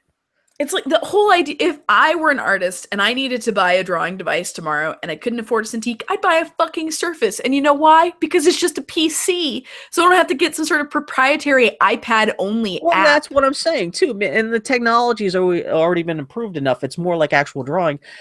Apple can use the defense. Well, this is our just first big like Surface style tablet that we're making, so of course the technology is lagging a lot behind a little bit. But that's not really an excuse. You already have the competitors' technology out there. You should be looking forward at least a year or two ahead to see how much better you can make it, and especially for the price they're charging. You'd think it would at least be on par with the Surface, but it doesn't even seem to be that. Like, it's just, man, what are you doing, Apple? Fuck. I will say this. This is not terribly dissimilar from the conversation we have every time about being a PC person versus a console person. Why do you get a console? It's easy. Why do you get an iPad? It's easy. It's But cool. this is one of the times where the console is so far behind the PC, like almost intentionally, where you kind of wonder why they even bother. But the people who want something easy don't care. Yeah. That's like if I get Fallout 4 for PC, then I could do all these mods and I could do this and I could do that. Or I could just fucking put it in my console. Most iPads are used for super casual bullshit, but when you put the name Pro on there, that was interesting. You're making it sound like it's for professionals, and that is not a professional grade tablet. I don't even know that much about the Surface, and I can already tell you that the Surface seems to be a lot more capable than this thing is. Yeah. So that's the thing. As a professional, I would love to use that device if it actually looked like it worked correctly. Yeah. It doesn't. And the fact that you have to, it's just, and the fact that it's not an open thing. It's all tied to Apple stuff, so you can't like install your own software on there. I'm sure God knows if like how much Photoshop costs to run on that thing, because you can't just like, I don't know. It's just, it's. This is our modern world, my friend. Casual argument goes out the window when you call something the Pro.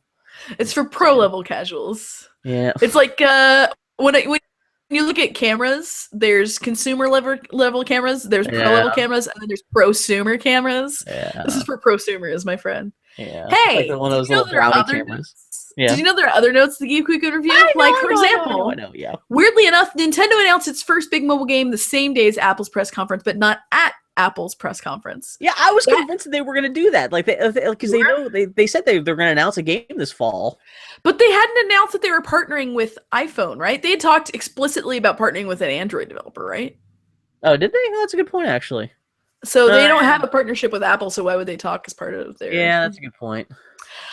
That game will be Pokemon Go, which will be an augmented reality game that lets you hunt and capture Pokemon in real-world locations, and will offer a Pokeball-shaped bracelet that'll let you catch Pokemon in the wild, say, at the bus stop or while walking to work, without having to bust out your phone. Sounds cute. The horrifying thing is they're gonna have to put real Pokemon out there for you to catch. Have you seen Miyamoto out there with his basket? Just sprinkling them everywhere like Johnny Appleseed. He's been spending the last 2 years, instead of working on Mario games, he's been like slowly making his way through all of Tokyo on foot. Just why do you think they did Mario Maker? You guys do it. Miyamoto's busy. He's like, guys, yeah, we need to hold everyone over because I'm going to be too busy on foot. I have to put a Pokemon. I have to put Charizard. I had Charizard in the bushes behind the bus stop at Shinjuku Station. Dear Boy Howdy listeners, I am aware that Miyamoto is not involved with Pokemon. Signed, Annie. This is just a goof. P.S. This is just a goof. Oh, God. Kisses. Annie's not a real gamer, etc., etc. I'm not. No.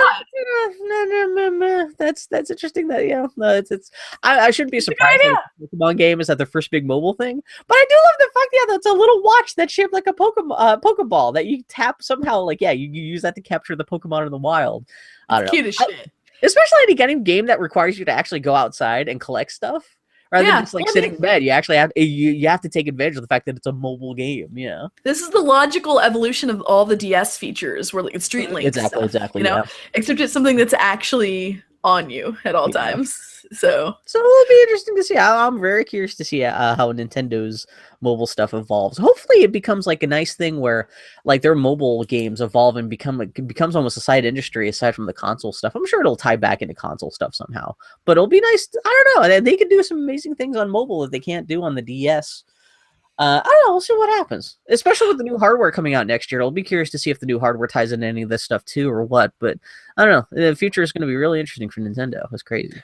Bonus, this Pokemon bracelet operates as a instant cool guy indicator. This is you walk true. The street, you see that bracelet, you know that's a cool guy. Annie, do you have a preference for any Pokemon? Like, who is your favorite Pokemon? I have played a little bit of Pokemon. So little that I can't even tell you what Pokemon I played. Yeah. What is my favorite Pokemon? You think at some point, just by virtue of like paying attention to video games, though, after a while, you're gonna like, oh yeah, at least you could recognize like maybe up to a dozen different Pokemon, though. Just from here, I'm gonna name as many Pokemon as I can think of. Pikachu, Mewtwo, or how I would say it. Mewtwo, Mewtwo, Charizard, Squirtle. What's the name of the cat guy that was a Team Rocket? Meowth. That's it. That's all I got. That's all I got. I know Psyduck because that's what Psyduck, yes. Yeah. I know of Psyduck. Had I thought about it some more, I would have thought of Psyduck. Psyduck may still be my favorite, and there's Snorlax, the big fat guy who I'm shaped like. So of course I know. But that's pretty much the number of Pokemon I know too. Which is funny because I played like one of the more recent Pokemon games. There was a Fire Pig, but I can't remember his name. He was great. Anyway, so Bill, with our abbreviated list of obvious and popular Pokemon, it makes it really easy for us to catch them all. So. Yeah, exactly. Catch them all you recognize or care about. Oh. In other news, Variety accidentally published an obituary for Terry Gilliam. Terry Gilliam took this pretty cute stride, but yeah, it's funny how people. Like, I used to work at a newspaper company, so it was a known thing that like pretty much every celebrity already has pre-baked obituaries for all the major newspapers. Right, it's what you do. So every once in a while, one of these pre-baked obituaries, because you want to make it so that the moment someone dies, you already have a well-written, thought-out, researched obituary ready to go, especially like anything like if presidents, former presidents and stuff like that. I think that's the first people they started to do this with like a long time ago, but then it's pretty much everybody. But yeah, for some Variety just accidentally leaked their one about Terry Gilliam. And so Terry Gilliam's like, well, I'm not dead yet, but that's actually kind of a nicely written obituary. Thank you very much. So, yeah. It's one of those things like where you want to go to your own funeral, just hear what they say. Terry Gilliam got to go to his own funeral, which kind of sounds like a Terry Gilliam movie. So. Yeah. Especially Variety being the big entertainment magazine in Hollywood too. That's really, he really did he got to catch a glimpse of how Hollywood would be eulogizing him when he's dead. So if anything, that's incentive to go out and like, if you want to flesh out your obituary a little bit, like, okay, I got maybe 20 years left. What remarkable stuff can I try to slip in that obituary? So now he has a post obituary bucket list, is what you're telling me. Exactly. Yeah. So, yeah. Pretty good. Let's see. Star Wars Episode 5, 6, 7, 6, 7, 8. I'm bad at math, y'all. What's 3 plus 5? That took me a minute. The Rian Johnson one is to begin filming on the tiny Irish Isle of Skellig Michael this month. Yeah, so it sounds like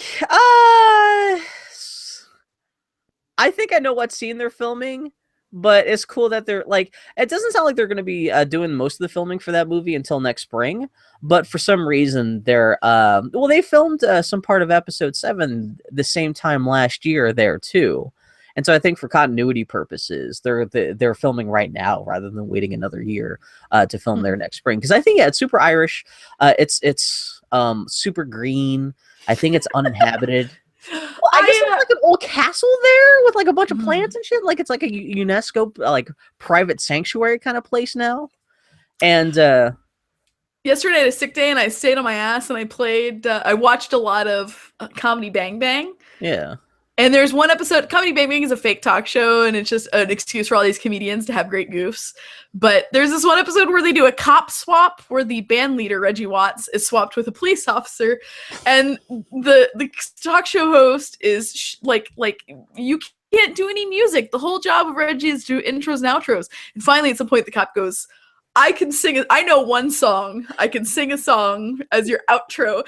And it sums up the Irish experience. And the last line of this song that he sang was, "They filmed Saving Private Ryan here." I keep thinking that all day. So now he has an additional thing for his thing. Exactly. That's my explanation. Yeah. Explaining a joke or star. Well, it's crazy to think that by the end of this month, Rian Johnson will have filmed some of his Star Wars movie.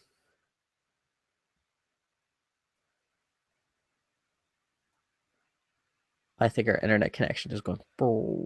It did. Like all good radio shows where the internet connection dies. Hello. Hello.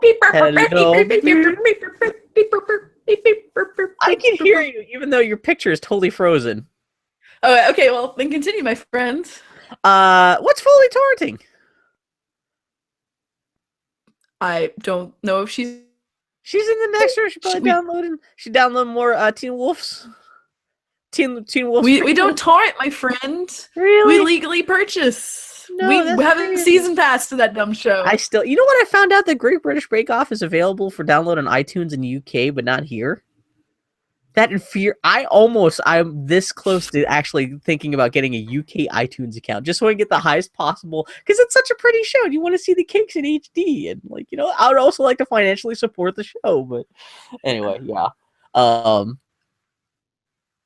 You still there? Yes, I am. Did you have something to say about the Star Wars lands that I missed? Oh, Star Wars lands. Oh, so I guess you read that whole part. Man, we are really messed up right now.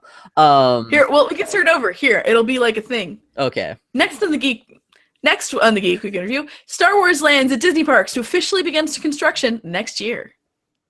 Yay. I get it, just Star Wars news, but yeah, no, that officially came out. So I'm assuming that means by like 2017, which I think, would that be when the last new like Star Wars trilogy movie comes out, like episode 9?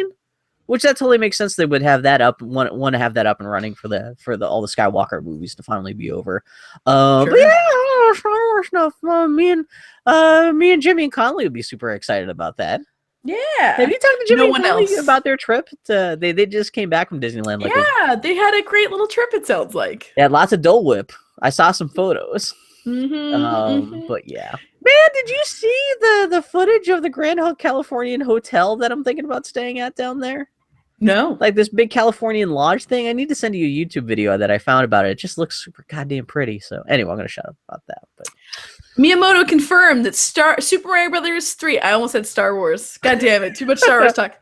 He confirmed that Super Mario Brothers 3 never really, quote unquote, happened and was just a stage show put on for the player by the Mario characters. Yeah, which this is big news to everybody this week. But like, I'm like, did you ever play Super Mario Brothers 3? Do you remember anything about Super Mario Brothers 3, Annie? Wait, 3 was the one. Yeah, I remember 3. I mean, that was the one with the whistle and everything. Yeah, and like it starts up like the curtain pulls up and like everyone's on stage.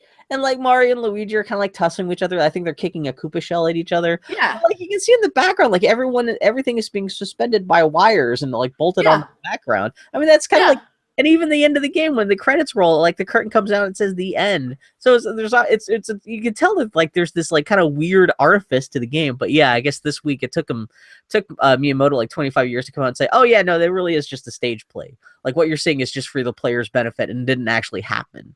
When like everything that you're doing is just like it's just for fun, I guess. So yeah. I love the idea of, let's be honest, an adult male being flabbergasted by the concept that this game was performative and not serious incident. Yeah, that was like everyone on the internet, like NeoGAF was like, oh my god, like minds are fucking blown. I'm like, yeah, it's almost like the Japanese have a weird sense of whimsy, and like it's also if you just paid attention, it would seem kind of obvious, but yeah. Yeah. Womp, womp, womp. In other news, J.K. Rowling said the wrong way. So how do you think it should be pronounced? How do you pronounce it? I say Voldemort. I just did it. You say it like the kind of the pseudo-Frenchy Latin way. We broke up again, so I didn't hear it. So I'm assuming you said Voldemort. Yeah, exactly. Did you see how she says it should be pronounced? Didn't she say it was like Valdemort or something? That's what. Before I clicked on the article, I spent like a minute thinking, like, how else would you pronounce fucking? It's Voldemort. Like, there's not too much wiggle room here. And I clicked on it. Turns out it's supposed to be a French pronunciation, Voldemort. You just don't pronounce the T. And she says that she's the only person in the whole world who doesn't pronounce the T, but she's never pressed the issue because it's so weird for everyone else. But it's supposed to be like a French. Like, I know the name is supposed to be, I think even with the Harry Potter canon, I think his family is supposed to be, like, kind of French weirdos or something like that. So I guess it makes sense. Oh, man. CNN is totally passive-aggressive about this. Yeah? This is the CNN article for this. Oh, no. He who must not be named is now also he whose name has been pronounced wrong. So says Harry Potter author J.K. Rowling, which, incidentally, rhymes with bowling, about the pronunciation of Lord Voldemort, the blockbuster series creepy villain. The fracas, pronounced fracas, according to Merriam-Webster, although the British pronounce it fracas, began quietly with a tweet from a Potter fan, blah, blah, blah. Yeah, but I'm just like, wow, dude, passive-aggressive much. Wow, he's angry about this. Yeah, you got a spurned Harry Potter reader there. But I'll also say this. She felt strongly enough about how people were saying Hermione. She wrote Hermione correcting someone into the book. What she should have had was, during one of those scenes with Voldemort and the Death Eaters, maybe one of the new recruits says it wrong and Voldemort snaps him and says, the T is silent. Solve your problem, JK. Well, you think after a while, when everyone's saying Voldemort's name, but Voldemort doesn't do anything about it, you think there would be a scene where everyone goes like, do you think we're pronouncing it correctly? Because like, Phil, we've been saying it, and he hasn't like showed up and tried to kill us, so maybe we're just saying it wrong. I'm making fun, but now I'm imagining writing a series of books that are internationally acclaimed, that become a series of movies, and the first time someone says it wrong, I'm like, okay, yeah, whatever, just don't be a dick, don't be that person. And then like 18 years later, exactly, of butthole clenching, you have like pooped a series of diamonds every time someone's done it wrong. Yeah, and you finally it's just like, yeah, just a little, and then CNN gets really catty about it. So yeah, shine on you, crazy diamond, J.K. Rowling. In other news, Wishbone celebrated its 20th anniversary on Thursday. Bill, the dog did not. We're really fucking up. Hold on just 1 second. I'm gonna go check on something and my internet connection. I'll be right back. Yeah, okay, that's a good idea.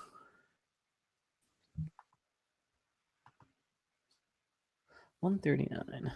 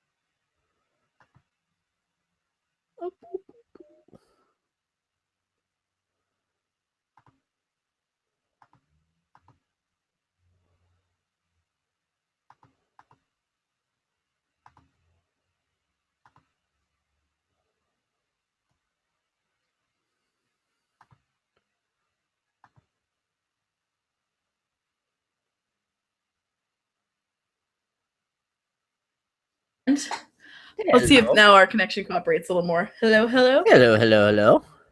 All right, so sorry about that. What'd you have going on? Foley was watching Netflix, so I asked her. Oh, yeah, that may have... Oh, yeah, we are starting to clear up a little bit. So I got to be the asshole and ask her to stop. Oh, she wasn't watching. Oh, well, we'll be done in 10 minutes anyway, so... Oh, okay, so what was this bullshit about this dog thing? Repeat that entry again? Wishbone celebrated its 20th anniversary on Thursday. Sadly, Bill hilariously jokes because what's funnier than dog death? The dog did not. That's correct. Soccer and the other two dogs that played Wishbone are probably dead. What were the definitely dead? Like Soccer and something else? Yeah, I can only remember Soccer's name because I got to meet Soccer, so that was the Wishbone that I most cared about. How did you not steal him? Because I was at a mall with 1,000 other teenagers. Really? Was there that many people going to see Wishbone? Fuck yes, there were. Also, Joe was there, and also the mom was there. Oh my god, really? And the dude who did the voice, so hopping at the mall. Was he talking over the dog like he was like the voice of the dog here live? Yeah, like he did. That wasn't the actual dog's voice. I know, but I didn't know if they put on a performance a little bit where like he just on the cuff was like, I'm Wishbone, how you doing? I want to shake your hand. Where he during the interview pretended to be Wishbone. No, he did not. I would have probably enjoyed that more. Well, that's what I'm saying, because the dog, if you have Wishbone the dog there and you have the guy who does the voice, you're obligated for like 5 minutes to have the guy stand behind a curtain and like a little camera on Wishbone so you can see what Wishbone's doing. I mean, like when the Wishbone goes stuff to sniff someone's butt, he's like, "What's your butt smell like?" In Wishbone's voice, kind of like. Hold on, like, my nuts are delicious. I need to take a little break here.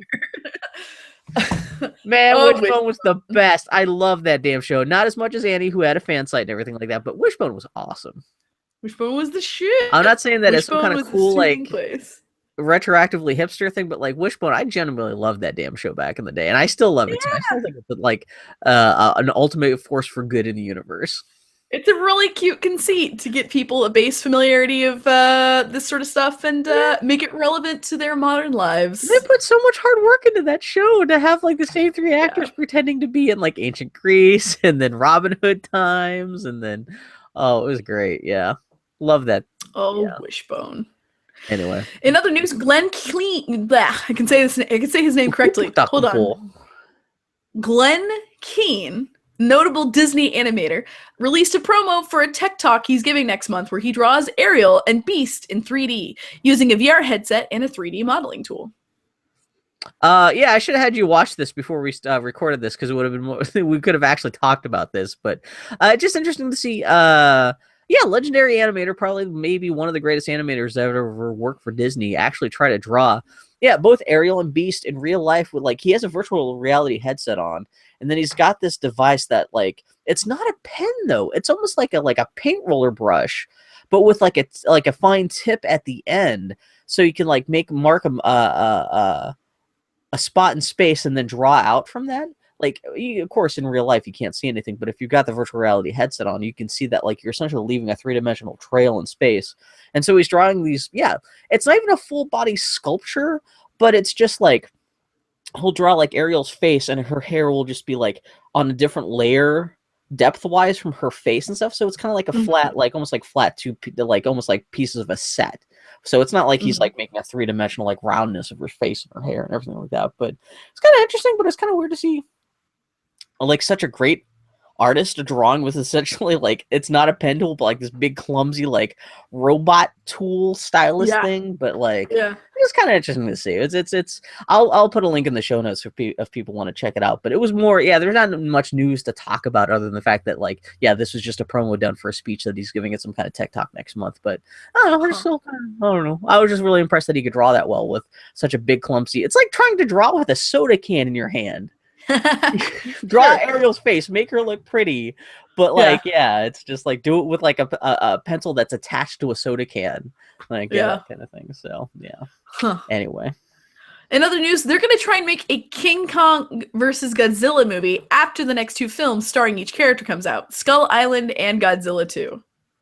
What do you think about it? Who's gonna win?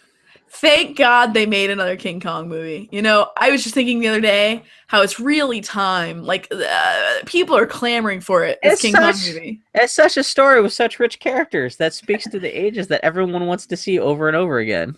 And you know what? I know all those other King Kong remakes have been amazing, but I think it's time to revisit it. You know. What would Taylor Swift think about King Kong tearing up her stage? We need to find out. We need to know the answers.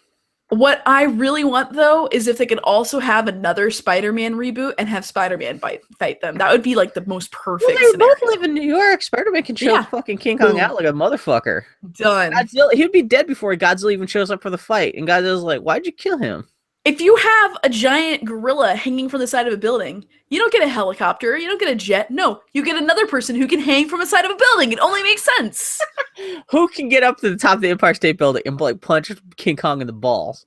It's gonna be Spider-Man. It's just self-evident. Now it seems and obvious. Spider-Man's kind of horrified to find out that King Kong's only weakness is being punched in the balls, so he has to like get right up in there, and he's just like, man, do I at least get paid for this one? Because usually I do this shit for free, but this is like, yeah, I'm taking some real risk here. And I mean, we can all agree that what the King Kong movies are missing are a costume vigilante who's really good with quips. Yeah. So, Hollywood, give me a call. I'm really available. Did you see the fucking Lord of the Rings guys? What's his name? Peter Jackson. Did you see his King Kong? I did. His interminable King Kong movie. Did we see it together in the theaters? Because I saw it with other people. I can't remember if you were there. Possibly. I can't believe how bad that was. It was so bad. Why was there like our interlude on the boat? You didn't need it. King Kong's not good to begin with. No. And so you're taking something that's middling to begin with, middling, old, and racist, and then just kind of fucking up even more. It's just like, now it's just boring and racist. Mm-hmm. I don't know. It's just, but Godzilla, that's even more justification. I want to see Godzilla show up and kill his ass and just end the cinematic legacy of King Kong. There should be a thing where they actually make it a legally binding thing that whoever loses the fight in the movie, they can never make another movie about again. that would be a movie I would want to see. Aside from the fact that Godzilla, especially the new Godzilla they cooked up for that last movie, he's like literally the size of the Empire State Building. Yeah. King Kong climbs?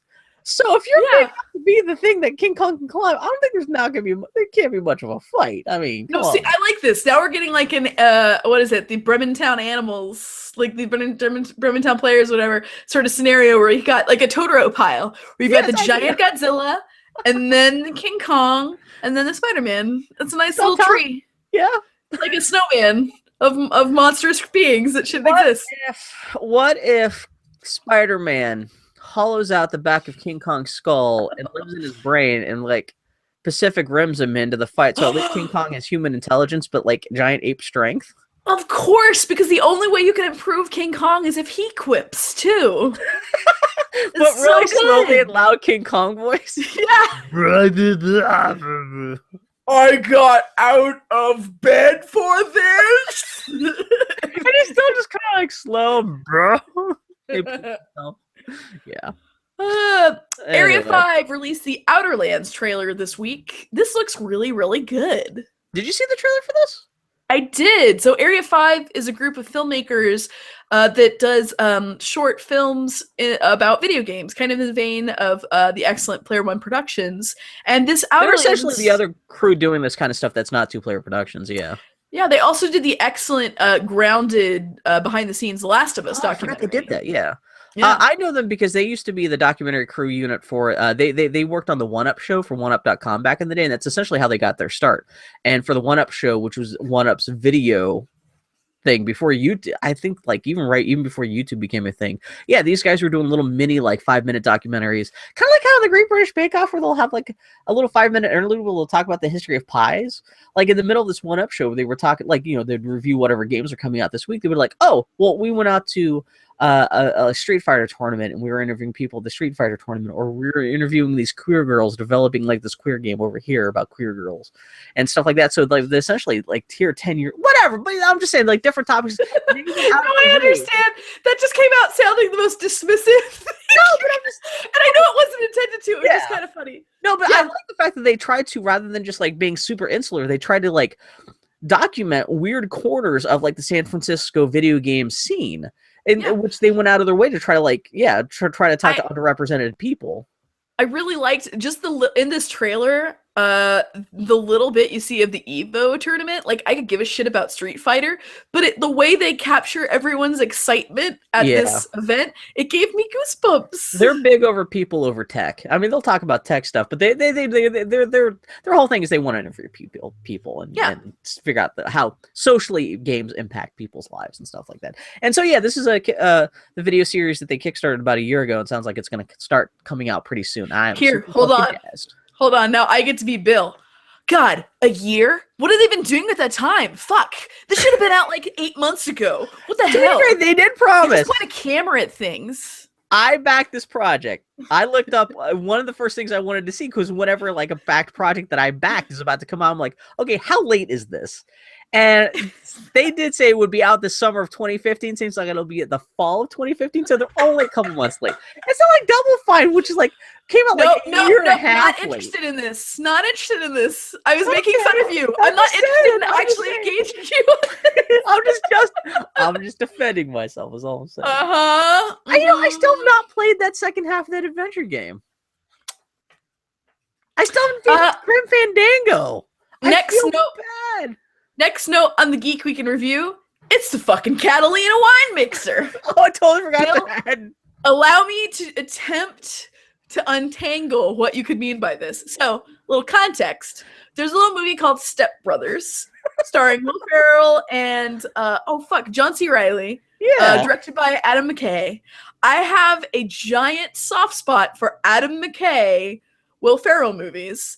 Foley and I watched Step Brothers once under duress, and we thought it was a terrible movie. And then over the course of the next 48 hours, watched it 3 more times. And now we are obsessed with it. One of the statements, one of the quotables from Step Brothers is, it's the fucking Catalina wine mixer. I can only hope, Bill, that this means that we are getting a Step Brothers 2. Am I right? Mother. What time is it? Did I guess? It is 11:52.